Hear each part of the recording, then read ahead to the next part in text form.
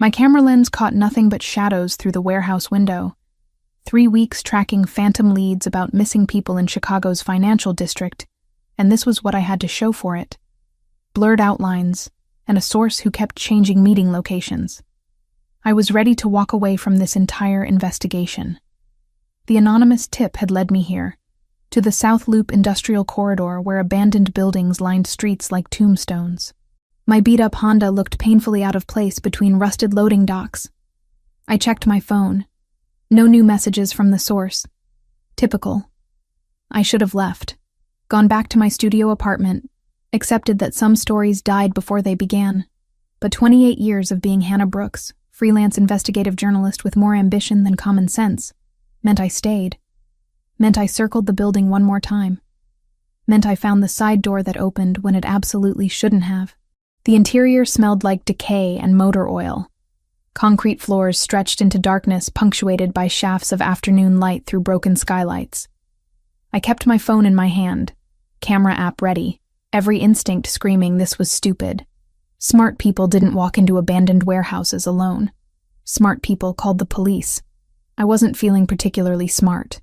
Voices drifted from somewhere deeper in the structure. Male. Low. Speaking a language that sounded like Italian, but I couldn't be certain. I moved toward them, each footstep impossibly loud in my own ears despite my deliberate care. My heart hammered against my ribs hard enough to hurt. The voices grew clearer as I approached what had once been an office area. Glass walls, mostly intact, showed silhouettes of at least 6 men. I raised my phone, zooming in as much as the lens allowed. That's when I saw him. He stood at the center, commanding the space without apparent effort. Tall, maybe 6'3", dressed in a suit that probably cost more than my car. Dark hair, darker eyes that I couldn't quite make out from this distance but felt the weight of anyway. The other men deferred to him in subtle ways. Body language spoke volumes when words remained foreign. I took the photo.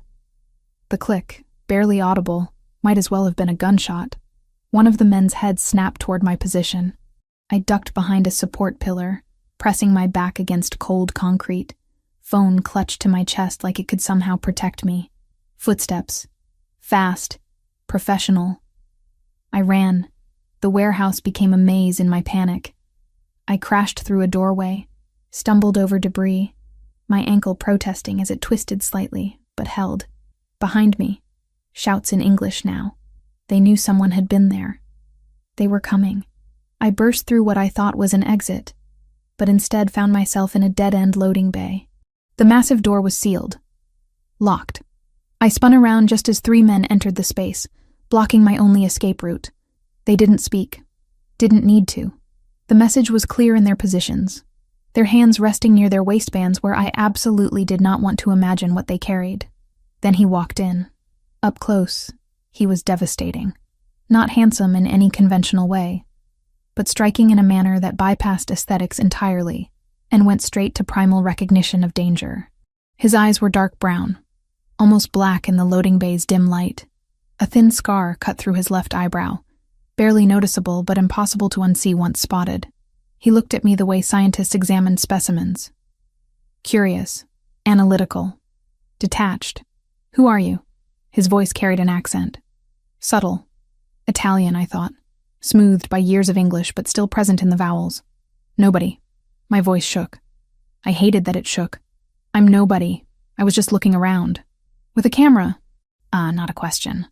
I didn't answer. What could I possibly say? He moved closer, deliberate and unhurried. Predators didn't rush when prey was cornered.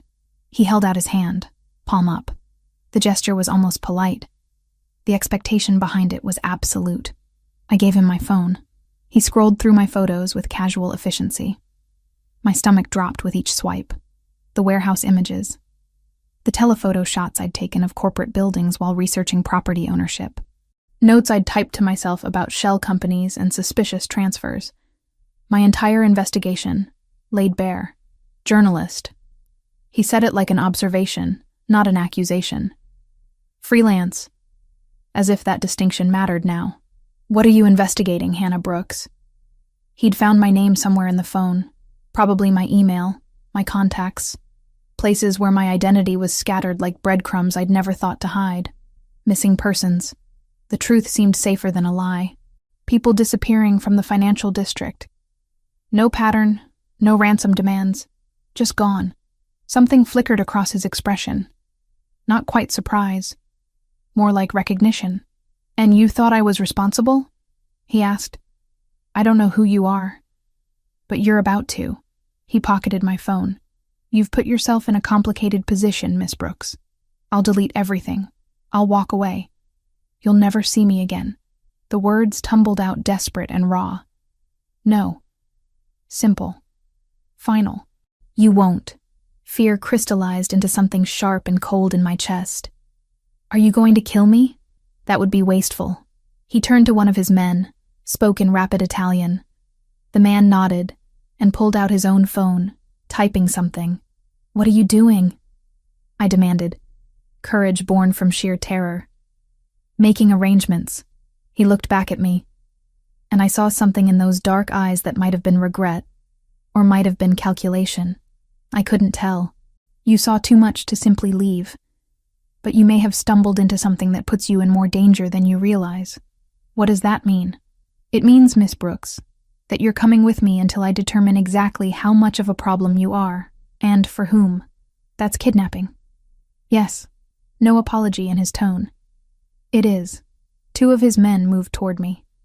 I backed up until I hit the loading bay door. Nowhere left to go. They didn't grab me, didn't touch me, but their presence was a wall I couldn't cross. "My car will be dealt with. People will look for me. Will they?" He tilted his head slightly. "Freelance journalist. No regular employer. How long before anyone notices you're gone, Miss Brooks?" 3 days. A week? He was right. The knowledge of it burned worse than the fear. "Who are you?" I asked again, but differently this time. Not demanding. Pleading. "My name is Luca Moratoni." He said it like I should recognize it. I didn't. "And you are now under my protection, whether you want it or not." "Protection from what?" "From the people you are actually investigating." His expression hardened. "The ones who don't ask questions before they make problems disappear permanently. The ones whose operations your research was very close to exposing." He paused. "You should be more careful about which doors you walk through, Miss Brooks. Some of them don't open back out." A black SUV pulled up to the loading bay door, appearing so quickly it must have been waiting nearby. The door rolled up with mechanical efficiency. Luca gestured toward the vehicle. "After you." I didn't move. "I'm not asking," he said quietly. "But I am being far more civilized about this than you might expect. Don't make me reconsider that approach." I walked to the SUV. Got in. The door closed behind me with a sound like a vault ceiling. Luca slid into the seat beside me, maintaining a careful distance. Professional, clinical. As we drove away from the warehouse, I watched Chicago's familiar streets pass by the tinted windows, each block taking me further from my life and deeper into something I didn't understand. Luca made a phone call in Italian, his tone businesslike and calm. I sat in silence, my mind racing through implications and escapes, and the terrible realization that I'd walked into a trap I hadn't even known existed. And the man beside me, this Luca Moratoni, with his expensive suit and dangerous eyes, held all the cards. "Where are we going?" I finally asked. "Somewhere safe." He ended his call, pocketed his phone. "Lake Forest, about 35 miles north. You'll be comfortable there while we determine what happens next." "And what does happen next?" He looked at me then. Really looked at me, and I saw something in his expression I couldn't name. "That depends entirely on you, Miss Brooks." The SUV continued north, away from everything I knew, toward something I couldn't begin to predict. And despite every logical thought screaming danger, despite knowing I should be terrified beyond reason, what I felt most acutely was a strange, electric awareness of the man sitting 18 inches away. 3 weeks of investigation had led me here, to this moment, to him. I had no idea it was only the beginning. Sunlight woke me, sharp and insistent through windows I didn't recognize. For a moment I lay still, disoriented, cataloging details that didn't match my studio apartment. High ceilings, crown molding, sheets with a thread count I'd never owned. Then memory crashed back. The warehouse, Luca Moritoni, the drive north. I sat up, taking inventory. The bedroom was twice the size of my entire apartment. Cream walls, hardwood floors, furniture that looked antique and probably was. French doors opened onto a private balcony overlooking nothing but trees, their leaves burning with October color. My clothes from yesterday were folded neatly on a chair.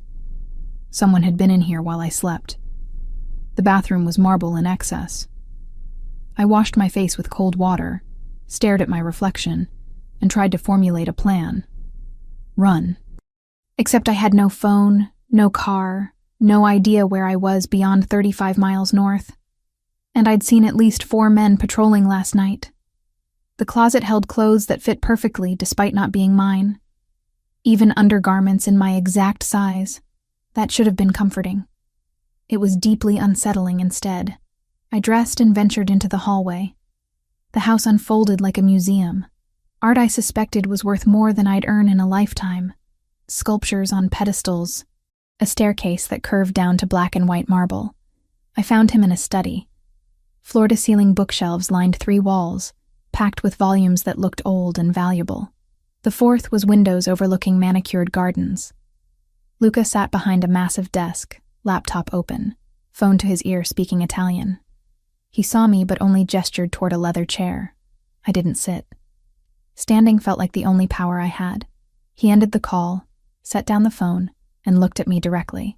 Daylight made him sharper, more defined. The scar through his eyebrow caught the light. You slept well? As if this was a hotel and I was a guest. No. Understandable. He closed the laptop. We need to establish parameters for your stay. My stay. As if I'm visiting. You are here for approximately 3 weeks. He continued as though I hadn't spoken. During that time, you have freedom of movement within the property. The grounds are extensive. You will have access to internet, though monitored. A phone for essential contacts, also monitored. How generous. It is, actually. His voice dropped a degree. Given the alternatives. I crossed my arms. And what happens after 3 weeks? That depends. He stood, poured coffee from a carafe, offered me a cup. I didn't take it. He shrugged and drank it himself. The territorial situation I'm managing needs to resolve. Your investigation needs proper assessment for what you actually uncovered versus what you think you uncovered. I don't understand. Miss Brooks, you've been digging into disappearances connected to criminal activity. You're correct. But the criminals responsible are not my organization. He picked up a folder, handed it to me. You're supposed to be a journalist. Investigate. I took it because curiosity overrode caution. Inside were documents, financial records, shipping manifests, names I didn't recognize, photos of people I'd been tracking, the missing persons from my investigation. Where did you get these? I have resources. He watched me flip pages. Look at the dates, the locations. Notice anything? I did. The disappearances clustered around specific warehouses and ports, all connected to one name appearing repeatedly. Ndrangheta operations. Who are they? Italian organized crime. Calabrian, specifically. Expanding into Chicago territory for 2 years. Trafficking. Extortion. Things my organization doesn't touch. Your organization. I looked up. What exactly does it do? We protect our interests. Maintain certain business operations in gray areas. We follow codes. We don't prey on the vulnerable. He straightened. The Ndrangheta has no such restrictions. You're saying I was investigating them, not you. I'm saying you stumbled very close to exposing roots that would have gotten you killed. You're not the first journalist they've disappeared. You would have simply been the most recent. The folder felt heavy in my hands. You can't prove this. I can, given time, cooperation. He moved closer, near enough that I had to tilt my head back. You wanted a story. I'm offering one. But it requires patience. And staying alive long enough to write it. By keeping me prisoner. By keeping you safe. He corrected. There's a difference. Not from where I'm standing. Then sit. He gestured again. This time I took it. Legs unsteady. He perched on the desk edge, Close enough I could smell his cologne. Cedar and spice. Expensive. Like everything about him. What do you want from me? Cooperation. Don't try to escape. It would be futile and dangerous. Don't contact anyone beyond essential calls. Don't interfere with my business. And in exchange? Safety. Comfort. When this is over, information you can use. He paused. Assuming you're still interested in truth. I looked at those photos again. Those missing people. Journalists who got too close. 3 weeks, I said finally. Approximately. And then I can leave. Then we'll reassess. Not quite a promise. Hannah. He used my first name for the first time. It sounded different in his accent. Softer. Almost gentle. I understand this isn't the situation you would have chosen, but it's the situation we're in. We can make it bearable or unbearable. The choice, to some degree, is yours. I met his eyes, dark brown, intense. I want to call my editor. She'll worry. After breakfast. He stood. Speaking of which, are you hungry? No. You should eat anyway. The kitchen belonged in a magazine. Someone had prepared eggs, toast, fresh fruit. I ate because refusing felt childish. We didn't speak. Luca checked his phone periodically, responded to messages, acted like involuntary house guests were completely normal. When I finished, he handed me a smartphone. Your editor's number is programmed. 5 minutes. I'll monitor. Keep it simple. I took it to the study and dialed Jessica. Hannah? Jesus, where are you? I'm fine. Following a lead out of town. Might be a few weeks. A few weeks? What lead? The missing person story. It's bigger than I thought. I'll explain when I can. Hannah, I have to go. I ended the call. Luca appeared in the doorway. Well done, he said. Almost approving. Appropriately vague. I lied to my friend. You protected your friend. He took the phone back. The less she knows, the safer she is. I wanted to argue. Couldn't find words. The next 4 days established a routine I hated and adapted to with disturbing ease. I woke when sunlight dictated. Explored the property, finding gardens and a greenhouse and walking paths through woods that always ended at fences I couldn't climb. Avoided Luca when possible, which wasn't often in a house where he seemed to occupy every space eventually. We ate meals together. Sometimes in tense silence. Sometimes with conversation that danced around anything substantial. He asked about my journalism career. I asked nothing personal in return, though I wanted to. He worked constantly. Phone calls and video conferences and hours behind his laptop while I haunted the library, reading first editions I was afraid to damage. He brought my laptop on day 3. Monitored, but functional. I opened investigation files and cross-referenced with his documents. Slowly, a picture emerged. Then Drangheta. Their expansion. Their methods. He'd been telling the truth, at least about this. On the 5th day, during dinner, I asked a different question. Why do you do this? I gestured vaguely. Organized crime. You're clearly intelligent. You could be anything. He set down his fork, considering me. I am what my family made me. This life isn't chosen, Miss Brooks. It's inherited. Everyone has choices. Do they? He tilted his head. What would you have me do? Walk away? Abandon people who depend on me for livelihoods? Protection? I don't know. Neither do I. For the first time, I heard something almost vulnerable in his voice. Almost human beneath the polish. We do what we can with what we're given. The moment passed. He stood, cleared plates himself, rather than calling whoever typically handled such things, and I was left wondering if I'd imagined that flash of something real beneath his carefully maintained surface. 5 days down. 16 more to go. If he was telling the truth about the timeline. I returned to my room that night and stood on the balcony, breathing autumn air that smelled like wood smoke and changing seasons. A journalist investigating a crime. A woman trapped in luxury. A person beginning to see that maybe, just maybe, the world wasn't as clear-cut as I'd always believed. And somewhere in this sprawling house, Luca Moratoni sat in his study, conducting business I didn't understand, existing in shades of gray I'd never been forced to acknowledge before now. 3 weeks suddenly felt like a very long time. A week after my capture, routine had calcified into something almost normal. I woke to birdsong rather than alarms. Spent mornings in the library with coffee that cost more per cup than my monthly utility bill. Afternoons walking grounds that were beautiful and confining in equal measure. Luca and I circled each other like planets in careful orbit, close enough to acknowledge presence, far enough to maintain safety, until the morning I found him in the library at dawn. I'd come down early, unable to sleep, thinking I'd be alone with leather-bound volumes and silence. Instead, he sat in one of the wing-backed chairs near the fireplace, a book open in his lap. He wore jeans and a dark sweater instead of his usual suits. The casualness made him look younger, less like a crime boss, more like a man who read Russian literature before sunrise. "Dostoevsky," I said, recognizing the spine from across the room. He looked up. "You know it?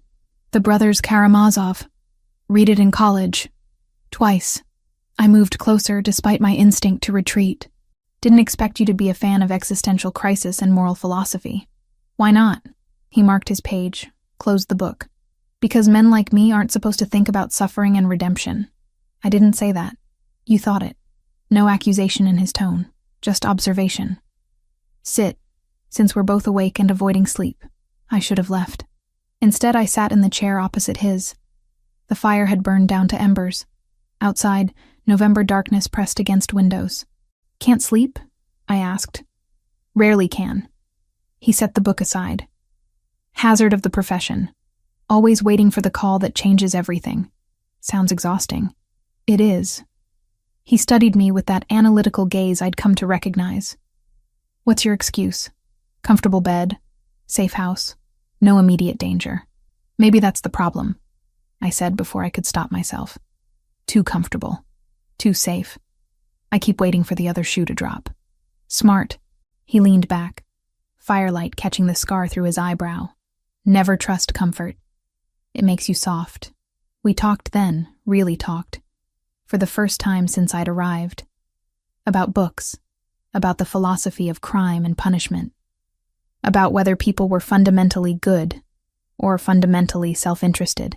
He argued for self-interest with the conviction of someone who'd seen too much evidence. I argued for good, because I had to believe it was possible. An hour passed, like minutes. The conversation ended when his phone buzzed.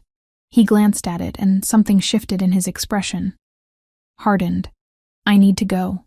He stood, the casual man disappearing behind the professional mask. "There's an issue at one of the establishments downtown. Nothing that concerns you, but I'll be gone most of the day." "What kind of issue?" "The kind I handle." He paused at the doorway. "Stay inside today. Don't go near the perimeter." "Why?" "Because I'm asking. Not quite a command." "Close enough." He left before I could respond. I spent the morning restless and distracted. Tried to write. Couldn't focus. The conversation from dawn lingered like smoke. For an hour, Luca Moratoni had been someone I could almost like. Someone intelligent and thoughtful and complicated. Then his phone had buzzed and he'd become someone else entirely. By afternoon, I was pacing the house like a caged animal. I found myself at the windows overlooking the drive, watching for the SUV that had left 6 hours ago. Watching for him. When had I started watching for him? 4 o'clock came. Then 5. Then 6. The sun set and darkness swallowed the grounds. I ate dinner alone, something the cook had prepared and left in the kitchen. The silence felt heavier without him. 7 o'clock. 8. My anxiety shifted from annoyance to something closer to concern. What kind of issue took this long? What kind of business required 12 hours? The kind you don't want to think about, my brain supplied helpfully. At 9:30, headlights finally swept up the drive. I was in the study, pretending to read, when I heard the front door open. Heard voices in Italian. Heard footsteps coming down the hall. Luca appeared in the doorway and my breath caught. His suit jacket was gone. His white shirt had a tear at the shoulder and what looked like blood on the collar. Not a lot. Enough. His knuckles were raw and split, but he was walking. Talking. Alive. "You're hurt," I said, standing before I realized I'd moved. "It's nothing. That's not nothing." I gestured at his shirt. What happened? Nothing that concerns you. The same words from this morning, but with an edge now. Exhaustion. Pain. Something else I couldn't identify. Sit down. I crossed to him. Let me at least look at it. Hannah. Sit down. I used my journalist voice. The one that got people to talk when they didn't want to. Unless you want to call a doctor, in which case I'm sure that would be very convenient for your evening. He almost smiled. Almost. Then he moved to the leather couch and sat, wincing slightly. I knelt in front of him, reaching for the buttons of his shirt before I thought better of it. May I? He nodded. I unbuttoned the shirt carefully. The blood on the collar had come from a cut near his collarbone. Not deep, but messy. The kind that bled a lot but wasn't dangerous. His shoulder had bruising already blooming purple and black. First aid kit? I asked. Bathroom down the hall. I found it, returned, and set about cleaning the cut. He didn't flinch when I pressed antiseptic to broken skin. Didn't make a sound. Just watched me with those dark eyes while I worked. What happened? I asked again. Quieter this time. Territorial dispute. Minor. Resolved now. This is minor? You should see the other man. Dry humor threaded through exhaustion. I'd rather not. I taped gauze over the cut, moved to his knuckles. They were worse. Split across 3 fingers on his right hand. I cleaned them gently, feeling the calluses on his palm, the warmth of his skin. You don't have to do this, he said. I know. Then why are you? I looked up, met his gaze. Because you're hurt. Because you came back. Because... I didn't finish the sentence. Wasn't sure how. His hand turned under mine, fingers threading through mine for just a moment before he pulled back. The touch lasted 3 seconds, maybe less. It felt like longer. Thank you, he said quietly. You're welcome. I finished with his knuckles, packed up the first aid kit, and stood. The air between us felt charged, different. Like something had shifted during those minutes of careful touching and unspoken words. The establishment downtown, I said. Was it the Ndrangheta? Yes. What did they want? What they always want. Territory, profit, control. He leaned back against the couch, looking more tired than I'd seen him, more human. They sent a message. I sent one back. The language of violence is unfortunately very clear. Is it over? For now, these things are never truly over. He looked at me then, something unguarded in his expression. You were worried. I was annoyed you weren't here for dinner. The lie came easily. We both knew it was a lie. Hannah. My name again in that accent. Softer. You felt something when you saw me hurt. Don't pretend otherwise. I would feel something seeing anyone hurt. Would you? He stood, moving closer, not threatening, questioning. Would you have spent the evening watching the drive? Would your hands have shaken when you cleaned wounds that aren't yours to care about? I don't know what you're talking about. Yes, you do. He lifted his injured hand, traced one finger along my jaw. The touch was feather light, electric. You're starting to see me as something other than your captor, and it terrifies you. You're wrong. Am I? His thumb brushed across my lower lip. Tell me I'm wrong, Hannah. Tell me you feel nothing. I should have. Should have pulled away. Should have reminded us both that this was impossible for 100 reasons. Instead, I leaned into his touch, just slightly, and watched something ignite in his eyes. This is a bad idea, I whispered. Terrible. He agreed. Neither of us moved away. The moment stretched, taut and trembling. I could feel my pulse in my throat, could see his chest rise and fall with carefully controlled breathing. We stood at the edge of something that would change everything. His phone rang. The spell broke. He stepped back, pulled out the phone, glanced at the screen. I need to take this. His voice had gone professional again. Cool. Controlled. Like the past 2 minutes hadn't happened. Of course. I retreated to the doorway. Get some rest. You look like you need it. Hannah. I stopped but didn't turn around. It's not wrong, he said quietly. What you're feeling. Neither is being afraid of it. I didn't respond. Couldn't. Just walked back to my room and stood in the dark, replaying the moment his finger had traced my jaw. The moment I'd leaned in instead of away. 7 days into 3 weeks, and I'd just crossed a line I couldn't uncross.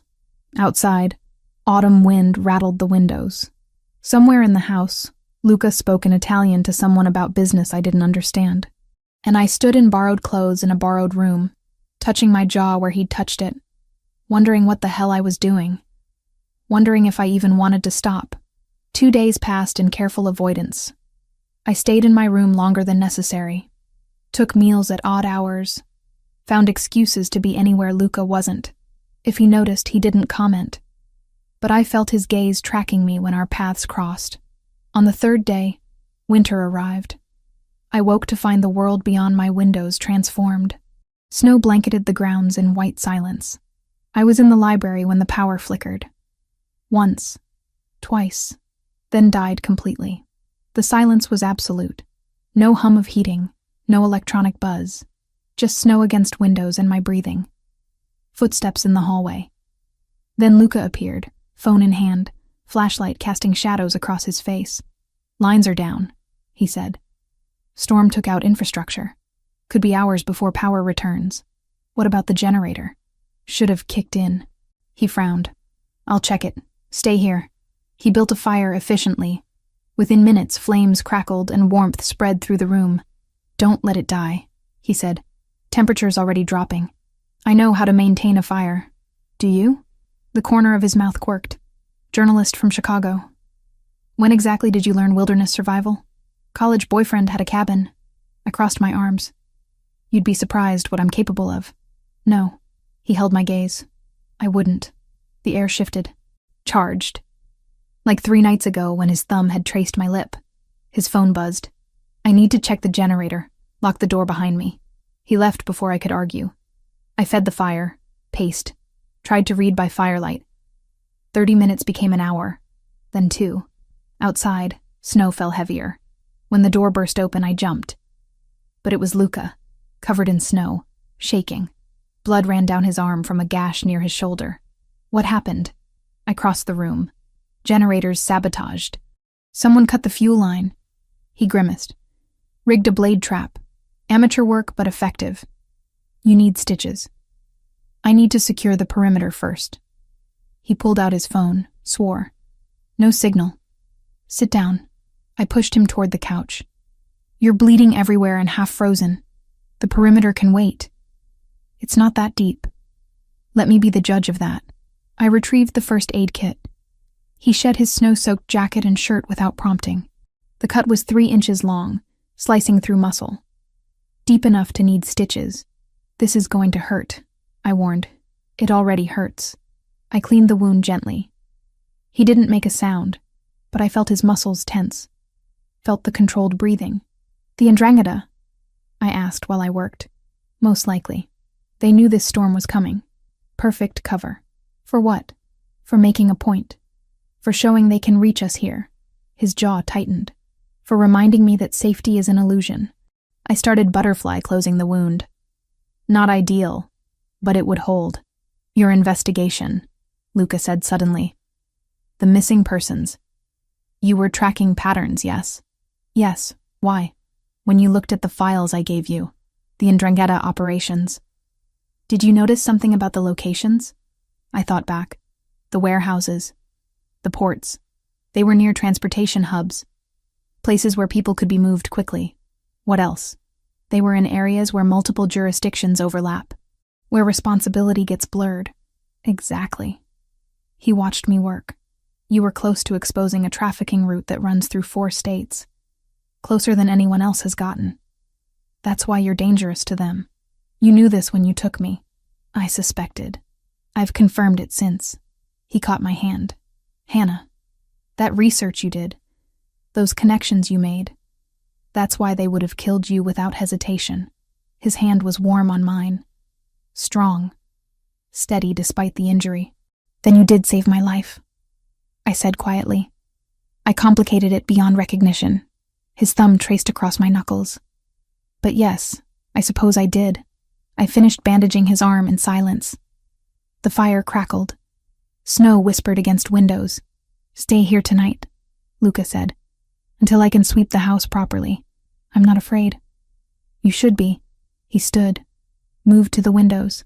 Fear keeps you careful, keeps you alive. Is that how you live? In constant fear? No, in constant awareness. There's a difference. I fed more wood to the fire. The library was warm now, insulated by thick walls, but I could feel cold seeping in from the rest of the house. What happens if they come tonight? I asked. Without power or security systems. Then I handle it. Simple. Certain. But they won't. The storm is message enough. They'll wait to see how we respond. We. Yes. He looked at me directly. You're part of this now, Hannah. Whether you wanted to be or not. I didn't want any of this. I know. Something soft entered his expression. But here we are. Despite everything, I almost smiled. You have a twisted sense of humor. It's how I stay sane. He sat carefully, favoring his injured arm. Tell me something. Why journalism? Why investigate things that get people killed? I sat opposite him. The fire cast dancing shadows. Because someone has to. Because the people who disappear deserve to be remembered. Because silence is complicity. Even when truth is dangerous? Especially then. He studied me for a long moment. You remind me of someone. My brother, Gabriel. He believed in absolutes too, right and wrong. Justice and injustice. Past tense. He died 5 years ago. Caught in crossfire meant for me. The pain in his voice was raw. He was 23, studying law. Going to be the legitimate Moritoni. I'm sorry. So am I. He leaned back. He would have liked you. Would have argued philosophy with you for hours. What was he like? And Luca talked. Really talked. About Gabriel. About growing up in a family where violence was currency. About the brother who'd wanted different and died for it. About carrying that weight every day since. I listened. Asked questions. Saw pieces of him I hadn't glimpsed before. The grief. The guilt. The walls that kept people out. Hours passed. The fire burned low. I added more wood. Snow continued falling. And in that library, cut off from the world, we stopped being captor and captive. We were just two people talking in the dark about loss and choices.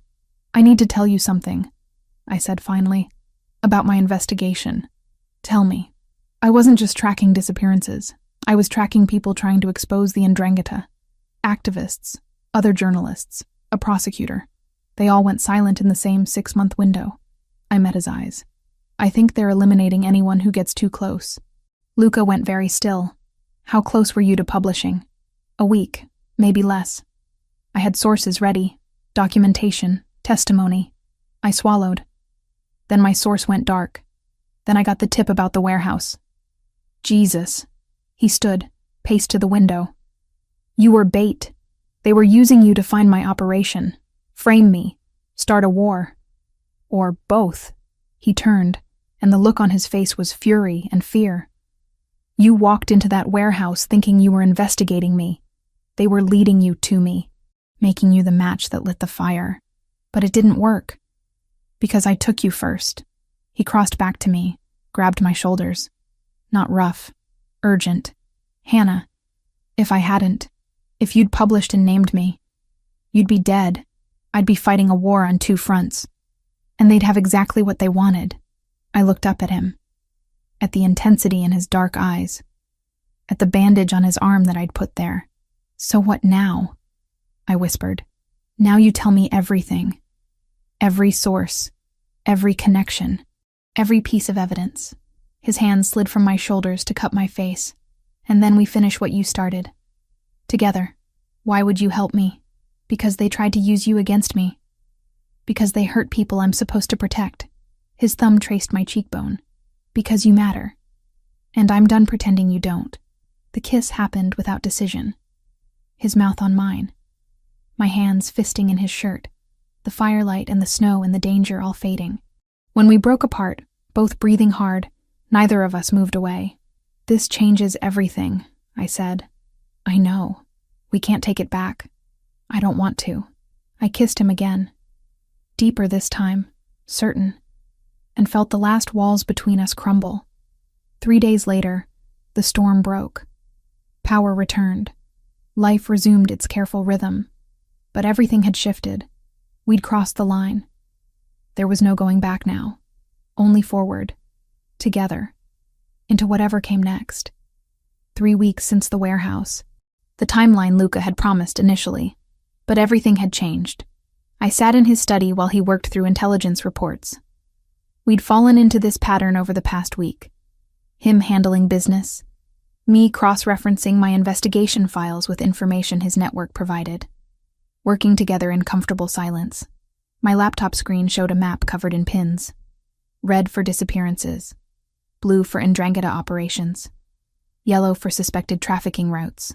The pattern was undeniable now. Comprehensive. Damning. Look at this. I turned the screen toward him. 3 activists went missing within 2 weeks of filing FOIA requests about port inspections. A journalist disappeared 4 days after publishing an expose on labor trafficking. A prosecutor vanished the night before a grand jury hearing. Luca studied the screen, his expression darkening. They're not just moving people. They're eliminating threats systematically. And I was next on that list. You still are. He met my eyes. The difference is now they know I'm involved, that you're under my protection. Is that what I am? Under your protection? Among other things. The corner of his mouth quirked, but his eyes remained serious. Hannah, we need to talk about what happens next. My stomach tightened. What do you mean? I mean the original timeline is up. The territorial situation with the Ndrangheta has escalated, not resolved. And you, he stood, moved around the desk to lean against it in front of me. You're not my prisoner anymore. Haven't been for a while now. I'd known this conversation was coming, had felt it approaching like a storm. So, what am I? That's what we need to determine. He reached out, tucked a strand of hair behind my ear. The gesture was tender, careful. I could arrange safe passage back to Chicago. Security. New identity if necessary. You'd be protected but free. But the Ndrangheta would still be looking for you. Still be operating. Still be disappearing people. His thumb traced along my jaw, and I would spend every moment wondering if my protection was enough. If you were safe. If they'd found a way past my safeguards. You're saying I'd be safer here. I'm saying, he paused, searching for words. I'm saying that I don't want you to go. That these past 3 weeks have become something I didn't anticipate. That the thought of you walking away feels wrong in ways I can't adequately explain. My heart hammered. Luca, but I won't keep you if you want to leave. He cupped my face in both hands. You need to choose, Hannah. Freely. Without coercion or fear. Stay because you want to. Leave because you need to. But choose. I looked up at him. At this man who'd kidnapped me and saved me. Who'd shown me layers of gray I'd never wanted to acknowledge. Who kissed me like I was oxygen and held me like I might break. What would staying mean? I asked quietly. It means we continue this. Us. Whatever we're building. His voice dropped lower. It means you help me bring down the Ndrangheta using your investigation and my resources. It means accepting that my world is dangerous and complicated and morally questionable. It means trusting me with your safety, your life. And if I go, then I let you, with every protection I can provide, with the knowledge that I'll still be watching, still be keeping you safe from a distance. He smiled slightly. I'm not sure I know how to stop. I stood, closing the distance between us. I should leave. Any rational person would leave. Probably. This is insane. 3 weeks ago you were my captor. Now you're asking me to partner with you. To stay willingly in a world I've spent my career trying to expose. I know. Everyone would tell me I'm making a mistake. That this is Stockholm Syndrome or trauma bonding or something equally psychological and unhealthy. They might be right. I reached up, traced the scar through his eyebrow. But they don't know what I know. They haven't seen what I've seen. They don't understand that sometimes the world isn't heroes and villains. Sometimes it's just people trying to survive in systems that are already broken. Hannah. I'm staying. The words came out certain. Clear. Not because I have to. Because I choose to.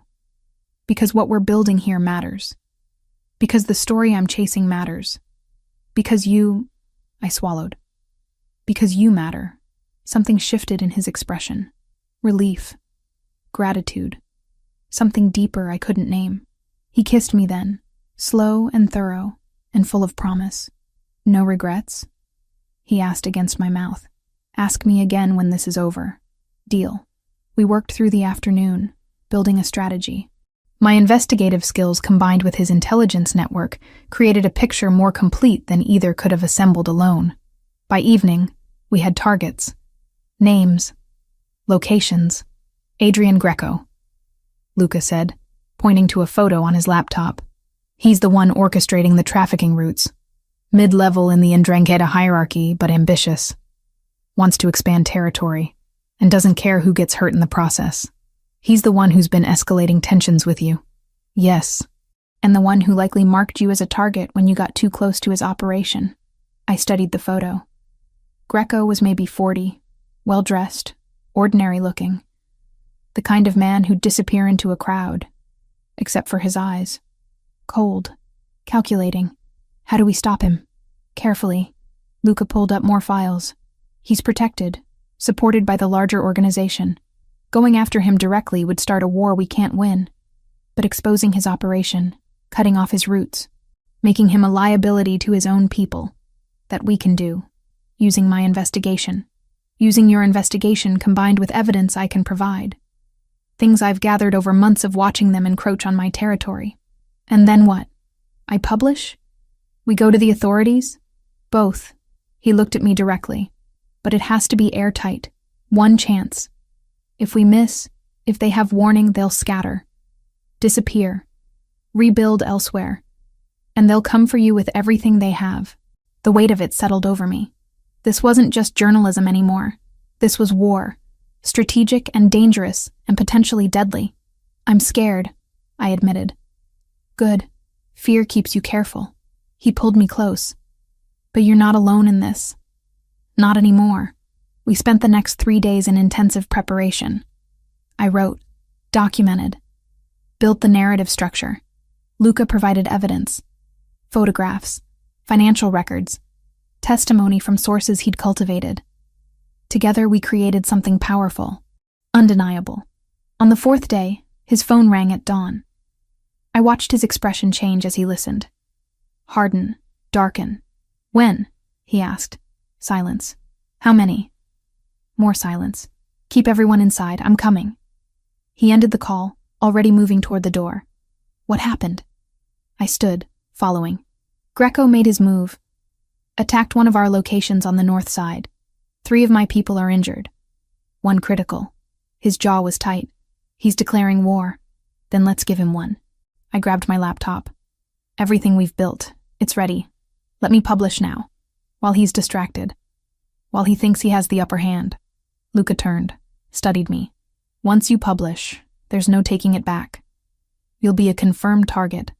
They'll know you're working with me. I know. They'll come for you. Let them try. I held his gaze. You said it yourself. One chance. This is it. He's exposed. Vulnerable. Acting on emotion instead of strategy. If we hit him now, we hit him hard enough that he can't recover. Slowly, he smiled. It was a dangerous expression. The smile of a man about to go to war. Then do it. Publish everything. I'll make sure it gets to the right authorities simultaneously. By the time Greco realizes what's happening, it'll be too late. I opened my laptop. My fingers flew across the keyboard. Subject line. Confirmed. Ndrangheta trafficking network operating in 4 states. I attached everything. Every document. Every photo. Every carefully constructed connection. I sent it to Jessica first, then to 3 national news outlets, then to the FBI field office, then to the state attorney's office. 14 emails, 14 bombs, sent simultaneously. It's done, I said. Luca looked at his phone as notifications started flooding in. His contacts, his network, all receiving the same information through different channels. It's done, he agreed. Outside, dawn broke over Lake Forest. Inside, we'd just declared war on an organization that made people disappear, that trafficked human beings, that killed anyone who got too close. I should have been terrified. Instead, I felt certainty, purpose, like every choice in my life had led to this moment. Luca's phone rang again. He answered, listened, and smiled. Greco just got arrested.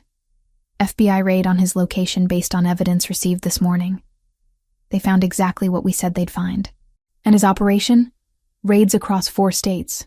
Coordinated. Simultaneous. He looked at me with something like awe. You did it. We did it. Is it over? This phase is. He pulled me close. But the Ndrangheta doesn't forgive, doesn't forget. They'll regroup, rebuild, come at us differently. Then we'll be ready. Yes. He kissed the top of my head. We will. 3 weeks had become forever. A prisoner had become a partner. An enemy had become something else entirely.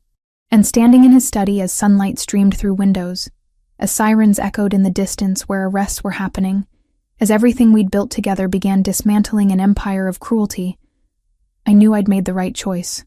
Whatever came next, we'd face it together. The article went viral within hours. By afternoon, every major news outlet was running with it. Federal agents executed warrants across Chicago, Detroit, Cleveland, and Pittsburgh. The Ndrangheta's trafficking network collapsed under the weight of evidence I'd spent months gathering, and Luca had strategically enhanced. My phone wouldn't stop ringing. I'd turned it off after the 50th call. CNN wants an interview, Jessica said through the laptop screen. We were on a video call, her face pixelated but excited. So does NBC, the Tribune, the Post. Hannah, this is massive, career-defining work. I can't do interviews right now. I glanced at Luca, who stood by the window of his study, phone pressed to his ear, coordinating security protocols. The situation is still developing. You're being modest. People deserve to know the journalist behind it. People deserve to know the victims, I corrected. The ones who disappeared. The ones who were trafficked. That's the story. Not me. Jessica studied me through the screen. You're different. Something's changed. Everything had changed. But I couldn't explain that the man I'd thought was a criminal had saved my life. That I'd fallen for him somewhere between captivity and partnership. That I was living in his house by choice now, not coercion. I'm just focused on the work, I said. I'll reach out when I'm ready to talk publicly. But not yet. We ended the call. Luca finished his conversation and turned to me. Security is doubled. Triple-checked everyone on staff. No one enters or leaves without clearance.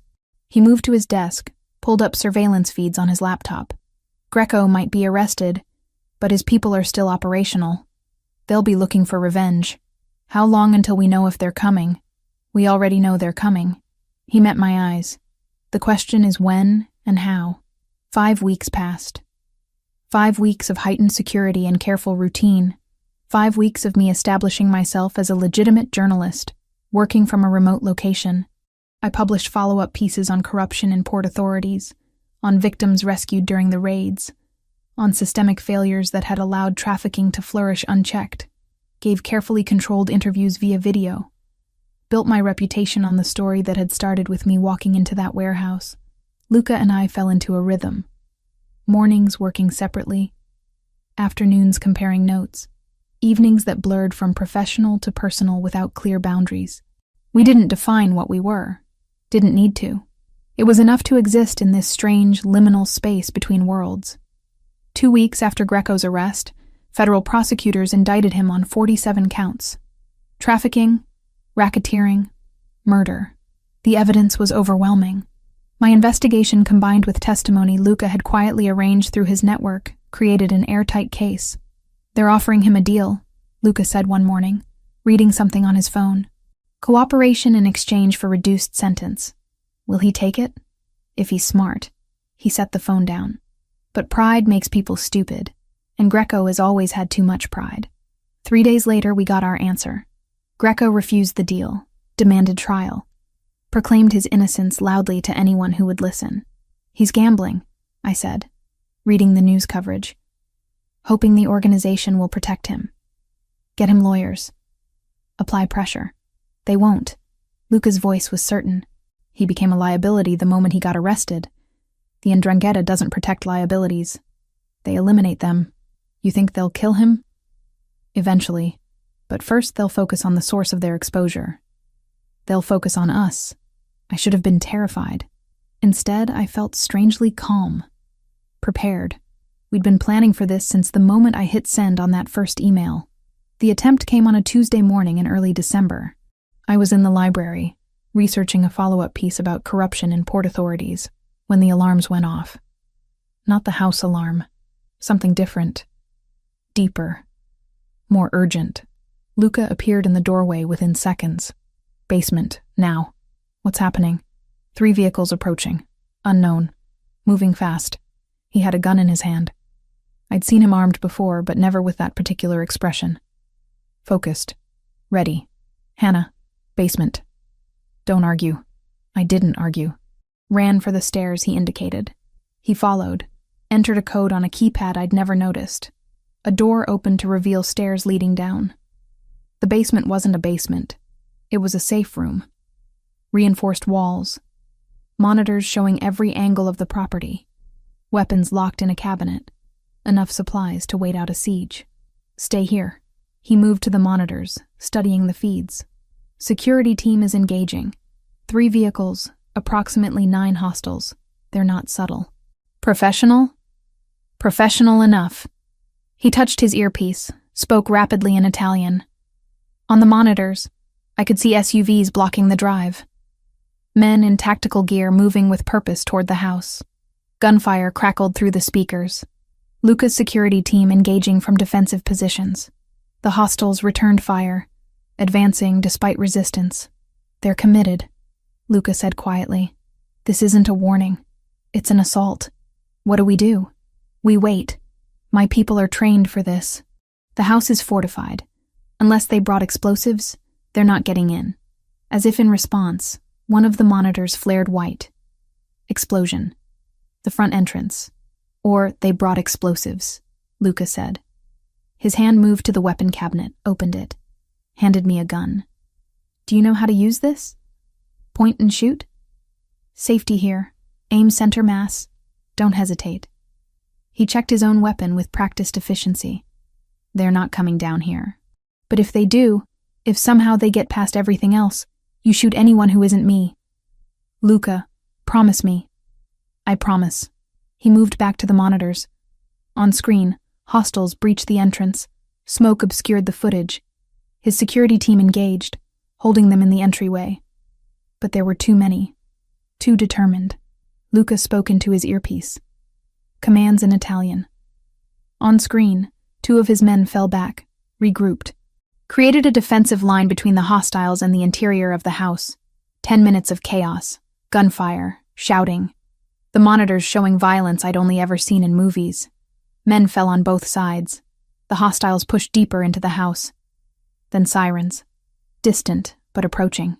Police, I said. Better. Luca smiled slightly. Federal agents. I called them the moment the alarms went off. On screen, the hostiles heard the sirens too. Began retreating. Fell back toward their vehicles. His security team pressed the advantage, driving them out. By the time law enforcement arrived, the assault was over. 5 hostiles dead. 3 captured attempting to flee. 4 of Luca's security team injured. None fatally. We emerged from the basement to controlled chaos. Federal agents securing the scene. Paramedics treating wounded. Evidence teams photographing everything. Agent Morrison approached. Mr. Muratoni. Miss Brooks. Interesting morning. That's one word for it, I said. We'll need statements from both of you. He looked around the damaged entryway. Though I think we can piece together what happened. Retaliation for your exposé, Miss Brooks. Ndrangheta sending a message. They sent it, Luca said. My people received it, and returned it with interest. We gave statements, answered questions, watched as agents hauled away the 3 surviving hostiles. By evening, the scene was cleared. The house was silent again except for repair crews working on the damaged entrance. I stood in the library, looking at the windows, realizing how close we'd come, how easily it could have ended differently. Luca found me there. You're shaking, he said gently. Adrenaline wearing off. Come here. He pulled me close. I buried my face against his chest, finally allowing myself to feel the fear I'd been suppressing. They could have killed us, I whispered, but they didn't. We were ready. We survived. Is this my life now? Constant threat? Armed security? Panic rooms? He pulled back to look at me. I won't lie to you. This world, my world, comes with dangers. You knew that when you chose to stay. But Hannah, you exposed an entire trafficking network. You saved lives. That has consequences. Would have had consequences even without me. He was right. The moment I'd started investigating the 'Ndrangheta, I'd put myself in their crosshairs. Being with Luca had complicated things. But it hadn't created the danger. It had just changed how we faced it. I don't regret staying, I said. Even after this morning? Especially after this morning. I looked up at him. Because when everything went to hell, you protected me. Because your people fought for us. Because we're building something here that matters. He kissed me then. Soft and careful. Like I was something precious. 2 weeks later, the 3 captured hostiles made deals. Testified against the 'Ndrangheta leadership in exchange for reduced sentences. Their testimony, combined with my published investigation and the evidence seized in raids, dismantled the organization's Chicago operations entirely. Greco went to trial, was convicted on all counts, sentenced to life without parole, and slowly, carefully, the immediate danger receded. Not disappeared. Never disappeared in Luca's world, but reduced to manageable threat levels. I published more articles, established myself as an expert on organized crime and human trafficking, gave carefully vetted interviews, built a career on truth-telling and investigation. 3 months after the warehouse, I was still living in Lake Forest, still working alongside Luca, still choosing every day to stay in this complicated, dangerous, impossible life we were building together. And when he introduced me to the other family heads at a meeting he couldn't avoid, presenting me not as property, but as partner, as someone who'd helped protect territorial interests while exposing traffickers, I saw respect in their faces. Not all of them approved. Some saw me as a liability, a threat, an outsider who didn't understand their world. But Luca made his position clear. I was under his protection. I was his partner in both business and life. And anyone who threatened me answered to him. Standing in that room full of dangerous men, holding my ground, I realized something fundamental had shifted. I wasn't Hannah Brooks, freelance journalist who'd stumbled into the wrong warehouse. I was Hannah Brooks, investigative journalist who'd brought down a trafficking network, who'd partnered with Luca Moratoni, who'd chosen this life with open eyes. And I'd keep choosing it, every single day. 6 months after Greco's conviction, I thought we'd found equilibrium. A careful balance between the life I'd known and the one I'd chosen. I was wrong. The threat came from a direction we hadn't anticipated. Christopher Bellini was 29, ambitious, and reckless in ways Greco had never been. He'd risen through 'Ndrangheta ranks after the power vacuum my expose had created. Younger generation. Less interested in codes. More interested in proving himself through violence. He's declared vendetta, Luca said one morning in June, phone in hand. Personal. Against both of us. Greco's in prison because of his own choices. Bellini doesn't see it that way. To him, you're the journalist who destroyed a profitable enterprise. He set the phone down. He's making noise about honoring debts and protecting reputation. What does that mean practically? It means he's young and stupid enough to come after us despite knowing the consequences. We need to increase security. I should have been used to this by now. But 6 months of relative calm had lulled me into something resembling normalcy. That ended the day they burned my car. I'd driven into Chicago for a meeting with my editor. Rare trip outside Lake Forest. Lunch at a restaurant I'd been going to for years. 2 security personnel with me. When we came out, my Honda was engulfed in flames in the parking structure. No one was hurt. That was the point. This wasn't an attempt on my life. It was a message. We can reach you. Luca met me at the property, his expression darker than I'd ever seen it. This stops now, he said.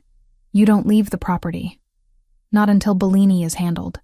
You can't just lock me up again. I'm not locking you up. I'm keeping you alive. He grabbed my shoulders, urgent. Hannah, they burned your car in broad daylight.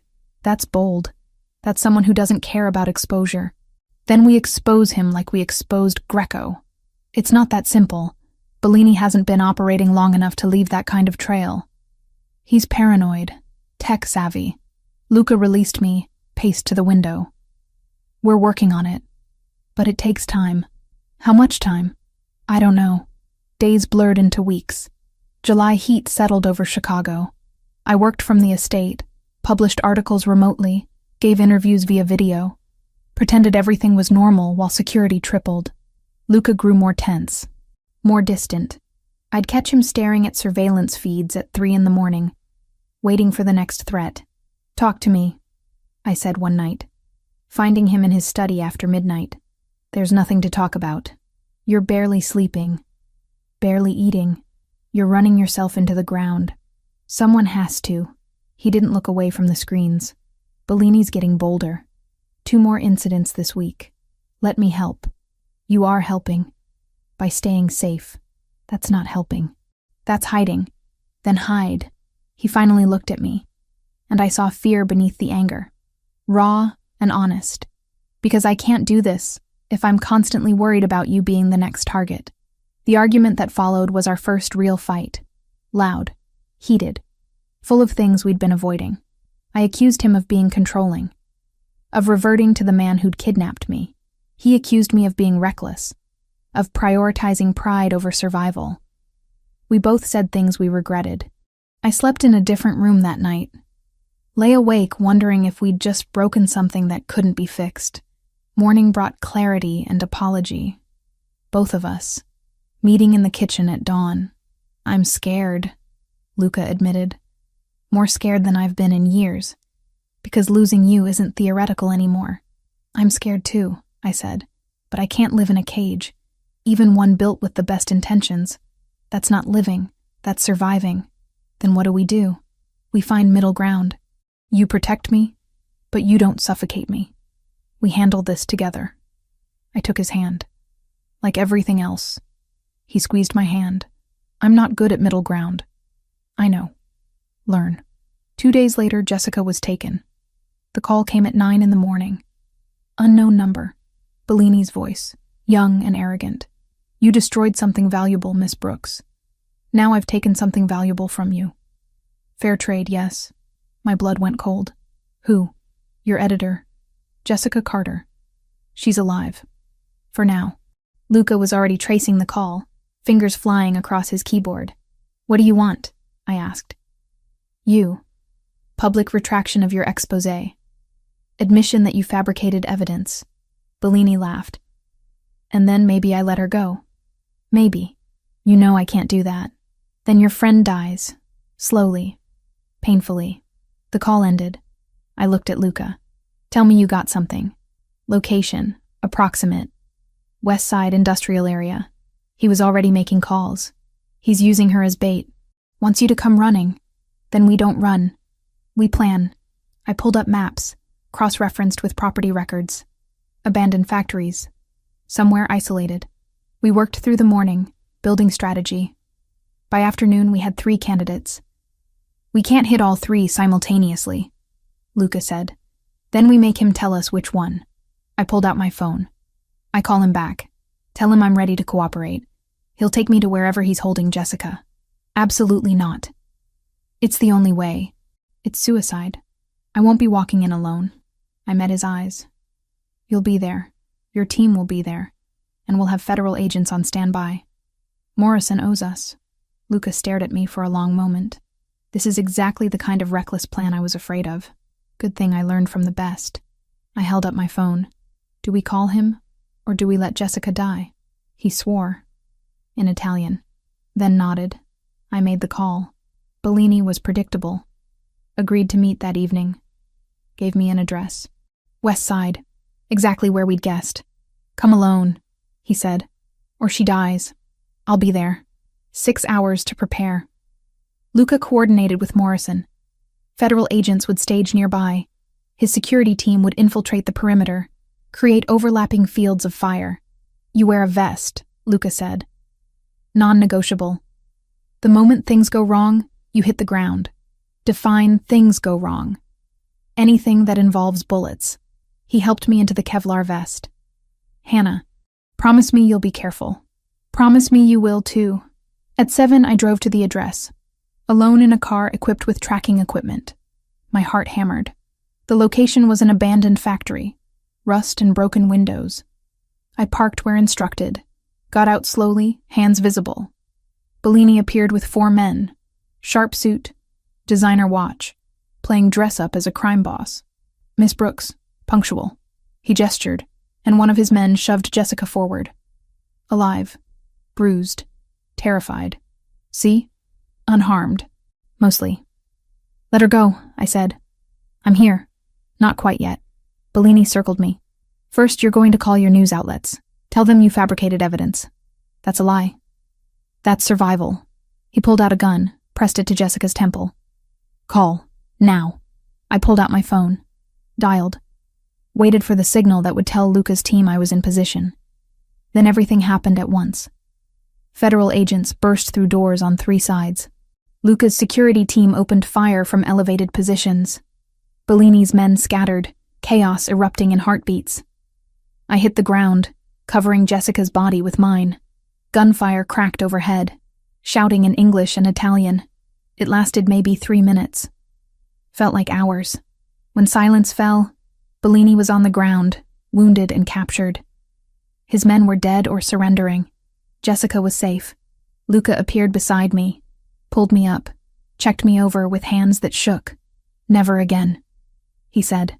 We are never doing anything like this again. Agreed, I said. Then kissed him. Hard, grateful, alive. Bellini was arrested, charged with kidnapping, attempted murder, racketeering. He'd be joining Greco in prison, but the aftermath was complicated. Jessica knew now. Understood who Luca was, what I'd become. You're with him, she said the next day. Not a question. He's organized crime. It's more complicated than that. Is it? She studied me. Hannah, I've known you for 8 years. I've never seen you like this. So tell me honestly, is this what you want? I thought about the question. Yes, I said finally. It is. She nodded slowly. Then be careful. And keep writing. The world needs your voice. 1 year after walking into that warehouse. After being kidnapped and falling in love and choosing a life I never could have predicted. I stood on the terrace of the Lake Forest estate, watching sunset, and felt Luca's arms wrap around me from behind. Regrets? He asked softly. I leaned back against him, felt his heartbeat. Thought about everything we'd survived, everything we'd built. Not a single one. Good. He kissed the top of my head. Because I'm done letting you go. Ever. Promise? Promise. The sky darkened. Stars emerged. And somewhere in Chicago, people lived and died and made choices that would define them. We'd made ours. Together. And we'd keep making them. Every dangerous, impossible, perfect day. 2 years after the warehouse. 2 years of building something impossible and making it work. I stood in the library of the Lake Forest estate, now as much my home as Luca's, and looked at the bound manuscript on the desk. My book. The full story of the Ndrangheta trafficking network. The investigation that had nearly killed me. And the complicated truth of organized crime in modern America. You're sure about this? Luca asked from the doorway. He held 2 cups of coffee, morning ritual we'd developed. I'm sure. I took the coffee, savored the warmth. It's time. The story needs to be told properly. The whole thing. Start to finish. Including us? Especially us. I looked at him. Not the details. Not anything that compromises security. But the truth that the world isn't black and white. That sometimes the people we're taught to fear are more complicated than the narrative allows. He moved to the window, looking out at grounds covered in October color. The families won't like it. Some already think you're a liability. This will make it worse. Let them think what they want. I joined him. You've protected me for 2 years. We've survived 2 attempts, multiple threats. I'm not backing down now. I know. He smiled slightly. I stopped expecting you to back down 18 months ago. That was a good plan. That was a terrifying plan that somehow worked. He turned to face me fully. Hannah, if you publish this, there's no going back. Your name will be permanently linked to mine, to this world. People will judge you, question your ethics. They already do. I reached up, touched the scar through his eyebrow. The moment I chose to stay, I made my choice. This book is just me being honest about it. He caught my hand, pressed a kiss to my palm, then publish it, tell the truth. The book released 6 months later, in April. The response was immediate and polarizing. Some praised it as groundbreaking investigative journalism that humanized complex criminal networks without excusing their actions. Others condemned it as propaganda from a compromised journalist. I did interviews, defended my work, explained that understanding wasn't condoning. Jessica stood by me. So did other journalists who recognized the integrity in it. But others wrote op-eds, questioning my credibility, my relationship with Luca Moratoni. "They're calling you my captive who developed Stockholm Syndrome," Luca said one evening, reading his phone. "Let them." I closed my laptop. "Anyone who actually reads the book will see that's not what happened. You're taking this better than I expected, because I know the truth. We know the truth." I moved to sit on the edge of his desk. "I walked into your life by accident. I stayed by choice. Everything after that was us figuring out how to build something real." He pulled me closer, hands settling on my hips. 2 years. Sometimes it feels like yesterday. Sometimes like forever. "Both," I agreed. "It's both." His phone rang. He glanced at it, expression shifting. "It's Marco, from the council. Marco Rinaldi, head of one of the 5 families that formed the alliance Luca worked within. Older generation, traditional, not a fan of mine." "Answer it," I said. Luca did, putting it on speaker. "Marco, Luca, we need to talk. About the journalist. About her book. I'm aware of the book. I read it before publication. Then you know she's made us all targets. Exposed operations. Named names. She exposed the Ndrangheta, not us. There's a distinction. The authorities don't care about distinctions. This brings heat we don't need." Marco's voice was hard. "The council wants to meet. Discuss this situation. Discuss her." I felt Luca tense. "What exactly are you suggesting?" "We're suggesting that having a journalist in your home, writing about our business, is a problem that needs addressing. She's under my protection. That hasn't changed. Then perhaps your protection needs to be reconsidered." The threat was clear. Not against Luca directly. Against me. Against his position if he continued defending me. "Marco," Luca's voice dropped to something dangerous. "I've built relationships, expanded territories, and handled threats that benefited all of us for 5 years. I've earned my seat at your table. And I'm telling you now, clearly, that Hannah Brooks is not negotiable. She's mine to protect. And if the council has a problem with that, they can bring it to me directly." Silence. Then a sigh. "You're willing to risk everything for her?" "Yes." Another pause. "The council meets next week. Thursday. Chicago. You'll attend. Bring her." "Why?" "Because if she's going to be part of your life, part of our world by proxy, then we need to see what we're dealing with. Need to understand if she's an asset or a liability." Luca looked at me. I nodded. We'd known this was coming. "We'll be there," Luca said. The call ended. "You don't have to do this," Luca said immediately. "I can attend alone." "No." I slid off the desk, paced to the window. Running doesn't solve anything. They want to meet me? Fine. Let them see that I'm not some naive journalist. I know exactly what your world is. And I'm still here. They'll question you, challenge you, try to find weaknesses. Good. I turned back. Because I've faced federal agents, rival criminal organizations, and attempted murders. I can handle a meeting with some old men who don't like that their world is changing. He almost smiled. Some old men who could have us both killed. But they won't, because you've made yourself valuable. And because killing a journalist who just published a major book would bring exactly the attention they're trying to avoid. You've been paying attention. I've been living here for 2 years. I've learned how this works. Thursday came cold and clear. We drove into Chicago, security team and 2 additional vehicles. The meeting location was a restaurant in Little Italy, closed for the afternoon. 5 men waited inside. Marco Rinaldi, Anthony Caruso, Vincent DeLuca, Joseph Colombo, Samuel Morrison. They studied me as we entered, assessing. "Gentlemen," Luca said, "thank you for agreeing to meet." "We didn't agree," Marco said. "We demanded." He gestured to chairs. "Sit." We sat. I kept my expression neutral, professional, confident without arrogance. "Miss Brooks," Marco began, "your book has caused quite a stir. That was the intention. Journalism should provoke thought. Journalism should also know when to stay silent. I disagree. The Ndrangheta was trafficking people. That truth needed exposure.